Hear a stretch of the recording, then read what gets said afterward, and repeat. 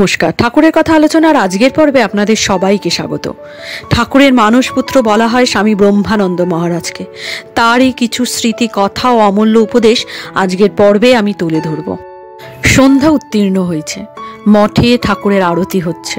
গঙ্গার দুই ধারে অনেক দেবদেবীর মন্দির থেকেও আরতির ঘণ্টা ধ্বনি শোনা যাচ্ছে। মহারাজ বারান্দায় স্থিরভাবে বসে আছেন, সম্মুখে কয়েকজন ভক্তও বসে আছে। প্রায় ঘণ্টাখানেক বাদে মঠের সাধু ব্রহ্মচারীগণ একে একে এসে মহারাজকে প্রণাম করে সেখানে বসল। একজন ভক্ত এসে প্রণাম করে দু একটি প্রশ্ন করলেন মহারাজকে। বললেন, মহারাজ, তপস্যা কাকে বলে? মহারাজ বললেন, তপস্যা নানা রকম আছে। অনেকে ব্রত নেন যে দীর্ঘকাল বসবেন না। আমি একটি সাধুকে দেখেছি, তিনি 12 বৎসর বসবেন না ব্রত নিয়েছিলেন। আমি যে সময় তাকে দেখেছি সে সময় তার ব্রত প্রায় শেষ হয়ে এসেছে, আর 5-6 মাস মাত্র বাকি। ক্রমান্বয়ে দাঁড়িয়ে দাঁড়িয়ে তার পা ফুলে গোদের মতো হয়ে গিয়েছিল।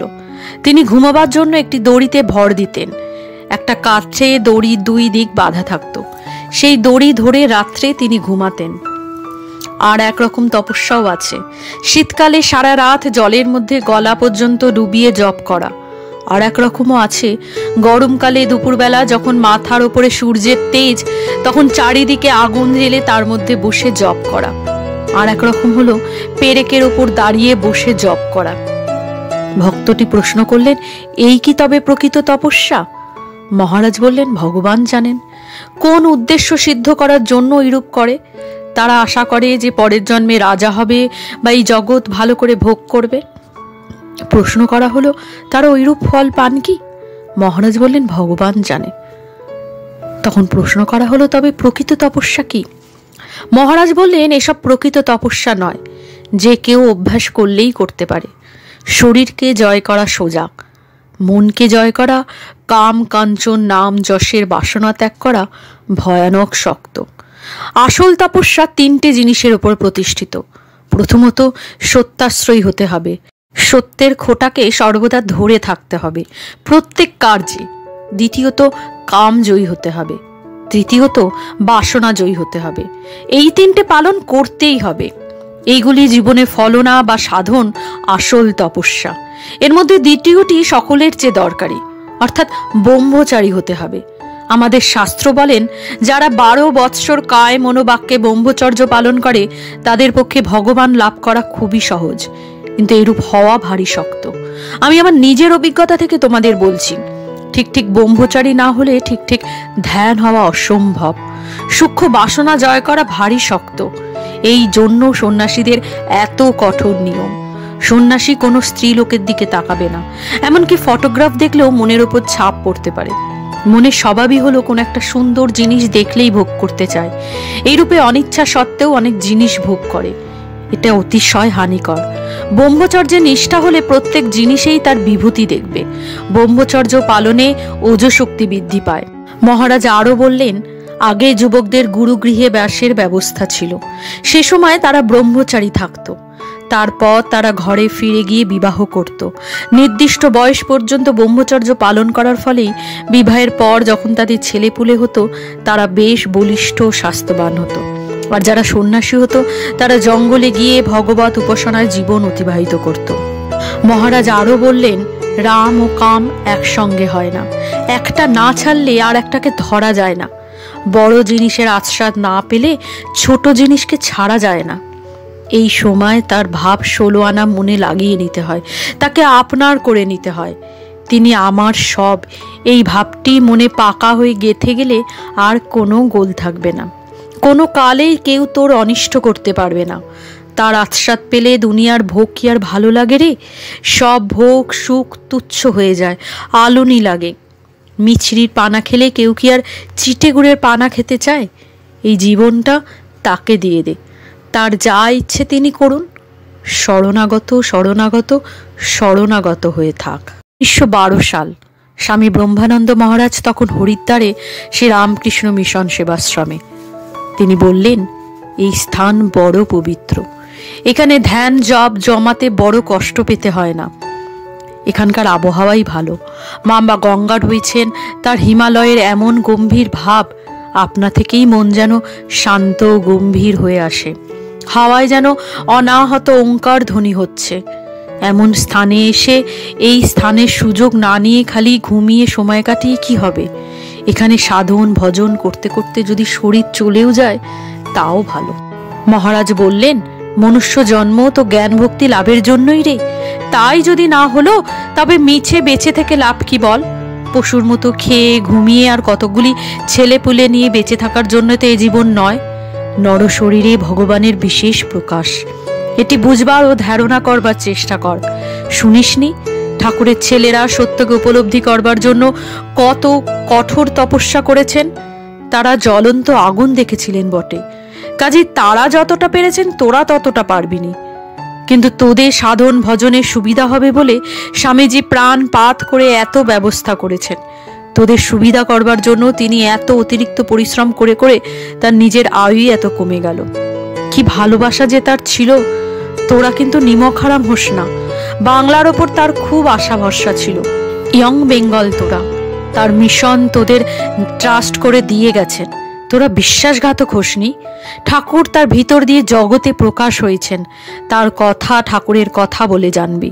ঠাকুর এত বড় ছিলেন যে সাধারণ মানুষের মন দিয়ে তাকে বোঝা বড় শক্ত। স্বামীজি সাধারণ মানুষের উপযোগী করে সর্বসাধারণের সামনে তাকে ধরে দিয়ে গেছেন। যে কেউ ভাগ্যবান তাকে এই পতাকার নিচে আসতেই হবে।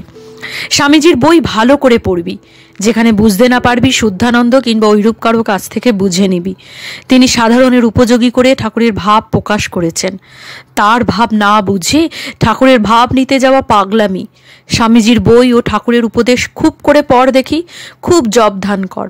এখনই মনকে গড়ে না নিতে পারলে পরে পস্তাবি। মনকে ট্রেন্ড ঘোড়ার মতন করে কন্ট্রোল করতে হবে। মনটা যদি কন্ট্রোলে এসে গেল তো অনেকটা কাজ এগিয়ে গেল। মনকে সর্বদা কষাঘাত করবি, একটু বেচাল হলেই জোরসে চাবুক লাগাবি, সর্বদা ধমকাবি, এক চুল এদিক ওদিক হতে দিবিনি। সাধন ভজনের প্রথম অবস্থায় কতগুলো নিয়ম করা খুব ভালো। এত সময় জপ করব, এত সময় ধ্যান করব, এত সময় পাঠ করব ইত্যাদি। ভালো লাগুক আর নাই লাগুক, I must follow my routine, এইরকম একটা গো ধরে রাখতেই হবে। কিছুদিন এইরকম ভাবে চলতে পারলেই একটা অভ্যাস দাঁড়িয়ে যায়। এখন যেমন ধ্যান জপ করতে ভালো লাগে না, তখন ঠিক উল্টো হবে। ধ্যান জপ না করলে মনে কষ্ট হবে। মনের অবস্থা যখন এই রকম হবে তখন ধীরে ধীরে লক্ষ্যের দিকে এগিয়ে যাচ্ছিস বুঝতে হবে।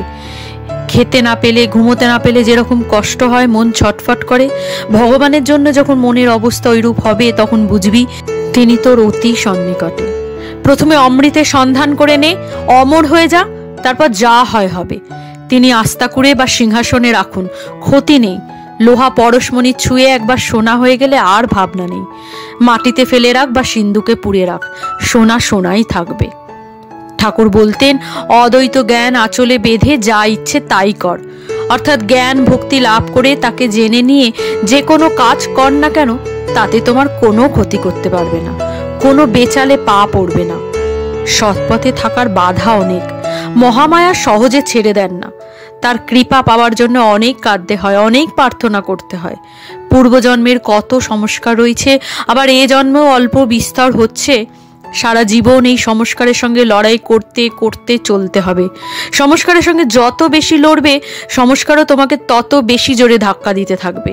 তখন উদ্দেশ্য না হারিয়ে যে নিজে লক্ষ্য ধরে চলে যায়, সেই জয়ী হয়।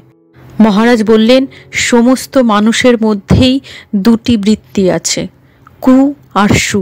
এদের দুজনের খুব লড়াই চলে। একটি ভোগের দিকে টানতে চায় আর অপরটি ত্যাগের দিকে নিয়ে যেতে চায়। এদের হার জিতের ওপরই মনুষ্যত্ব ও পশুত্ব নির্ভর করছে। আসলে ভোগ বাসনাপূর্ণ জগতে মানুষ চোখের সামনে নানা উপকরণ দেখে এত মুগ্ধ হয়ে পড়ে যে আরও একটা দিক যে আছে তা ভাববার দরকারই বোধ করে না।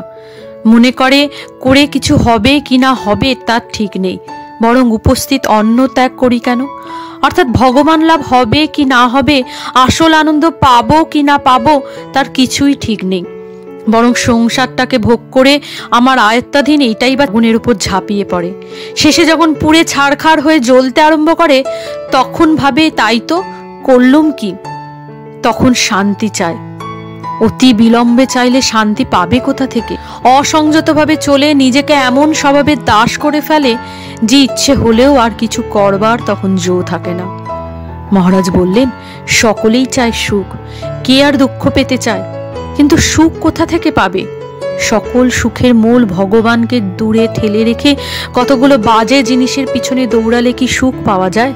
তিনি কত রকম খেলনা দিয়ে ভুলিয়ে রেখেছেন, সেগুলোকে দূরে ছুঁড়ে ফেলে দিয়ে তাকে ডাকো, তিনি দৌড়ে এসে কোলে তুলে নেবেন। তখন খেলনা চাও খেলনা পাবে, তাকে চাও তাকে পাবে, একটাকে কিন্তু ফেলে দিতেই হবে। খেলা তো অনেকবার হয়েছে, এবার খেলা ফেলে মাকে ডাকো। দেখো না, যে ছেলেটা খেলা ভালোবাসে মা তাকে খেলনা দিয়ে ভুলিয়ে রাখেন, আর যে ছেলেটা খেলনা ভালোবাসে না, খেলতেও চায় না, মা তাকে সর্বদা কাছে কাছে রাখেন, কোলে করে বেড়ান। মার কোলে থাকা কত মজা, কত আনন্দ, যে মার কোলে থাকে সেই তো জানে। আজকের আলোচনা এ পর্যন্তই। কেমন লাগলো তা অবশ্যই আমাকে কমেন্ট করে জানাবেন। ভালো লাগলে লাইক শেয়ার করতে কিন্তু ভুলবেন না। আর যদি চান এই ধরনের আলোচনা নিত্যসঙ্গী হতে, তাহলে অবশ্যই আমার চ্যানেলটা সাবস্ক্রাইব করে নেবেন। আপনারা আমাকে ফেসবুক, ইনস্টাগ্রামও ফলো করতে পারেন, লিঙ্ক ডেসক্রিপশন বক্সে দেওয়া আছে। ভালো থাকবেন।